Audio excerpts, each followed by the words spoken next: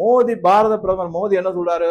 Vocal for local அப்படின்னு சொல்லிக்கிட்டே இருக்காரு. சைனீஸ் பொருட்களை வாங்க வேணாங்கிற மாதிரி இன்டைரக்டா சொல்லிட்டு இருக்காரு. இந்த மாதிரி சமயத்துல ஒரு சைனாவோட கம்பெனியோட போய் ஏன் ஒப்பந்தம் போட்டிருக்காங்க அப்படின்னு பார்த்தோம்னா இது கொஞ்சம் ஆச்சரியமாகவும் இருக்கு, அதிர்ச்சியாகவும் தான் இருக்கு. இன்னொன்னு என்ன அப்படின்னு பாத்தீங்கன்னா, இந்த சைனீஸ் ஃபுட் பிரிண்ட் அப்படின்னு சொல்லுவாங்கல்ல, அது பாருங்களேன். தூத்துக்குடியில ஃபேக்டரி தொழிற்சாலை கட்டுமானங்கள்லாம் நடந்ததுல ஒரு கான்ட்ராக்டர் கூட இந்தியால இருந்து கிடையாது.